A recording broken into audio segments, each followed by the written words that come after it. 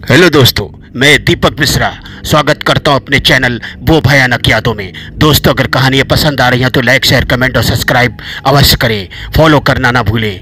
दोस्तों, हम अंधविश्वास को बढ़ावा नहीं देते। इन कहानियों को आप सिर्फ मनोरंजन के तौर पर सुने, बच्चे इन कहानियों को ना सुने। आज की कहानी है भयानक कब्रिस्तान। जी हाँ दोस्तों, वीरेंद्र रंगरेलिया मनाकर पार्टी से जब अपने घर रात को 2 बजे के करीब वापस आ रहा था, तभी उसकी बाइक एक जगह आकर बंद हो गई और उसने देखा, अरे ये क्या, ये बाइक कैसे बंद हो गई। और उसने लाख कोशिश की बाइक स्टार्ट करने की, लेकिन उसकी बाइक स्टार्ट नहीं हुई। और तभी उसकी नज़र कब्रिस्तान पर पड़ी जो उसके बाजू में ही था। अरे ये क्या, ये तो कब्रिस्तान है। और वहाँ से धू धू करके चिताएं भी जल रही थी। वह घबरा गया, यहाँ से निकल जाना चाहिए, मुझे तो बहुत डर लग रहा है।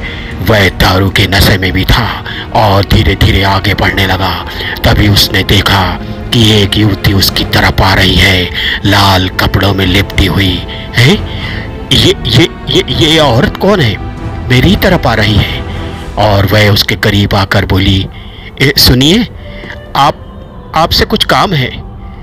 वीरेंद्र ने कहा, क्या काम है मुझसे, आप कौन हैं। सुनिए तो, मेरे पति कहीं खो गए हैं, आप थोड़ी मदद करिए ना ढूंढने में, मेरे साथ चलिए। मैं अकेली थी, लेकिन आप कहाँ रहती हैं। मैं यहीं बस, देखिए वो सामने एक गांव दिख रहा है ना, मैं वहीं रहती हूँ। मैं अकेली औरत हूँ, घर पे बच्चे अकेले हैं, उन्हें ढूंढ रही हूँ। आप मेरी मदद करिए, आप साथ में रहेंगे तो हम लोग जल्दी ढूंढ लेंगे।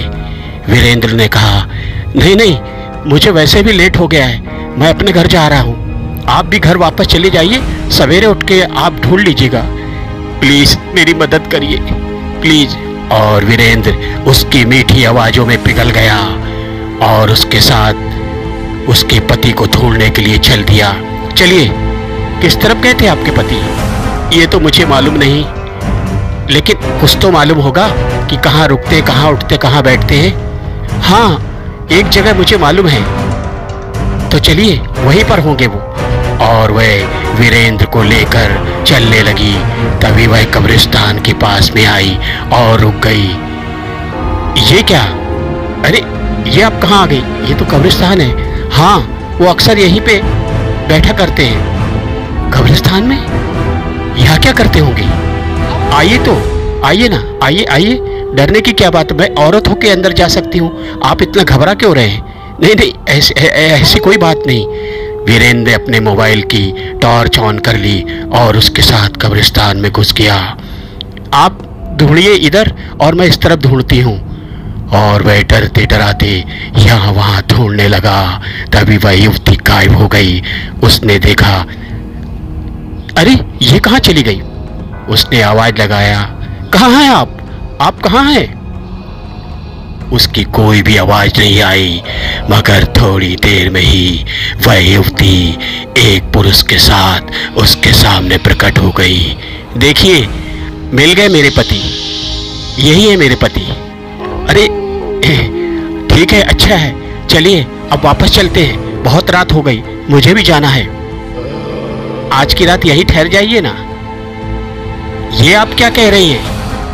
हाँ, अरे ये कोई बात हुई, ये कोई ठहरने की जगह है। आपके पति आपको मिल गए, चलिए वापस। इससे पहले कि वीरेंद्र कुछ और बोलता, वे दोनों अपने भयानक रूप में आ गए और उनसे कहने लगे, तुम्हें हमारे साथ अब हमेशा यही रहना पड़ेगा बाबू। वीरेंद्र भागने लगा, लेकिन वह भाग ना पाया।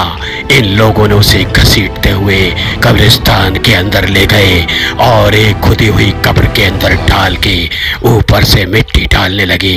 वीरेंद्र चीखने लगा, बचाओ बचाओ बचाओ। तभी वहीं से गुजरते हुए कुछ गांव वालों की आवाज उन्हें सुनाई दी और वह गांव वाले कब्रिस्तान के अंदर आए।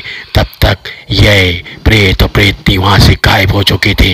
उन्होंने किसी तरह वीरेंद्र को कब्र से निकाला और उसके घर पहुँचाया। तो दोस्तों, कहानी कैसी लगी, अच्छी लगी हो तो लाइक, शेयर, कमेंट और सब्सक्राइब अवश्य करें। Good night.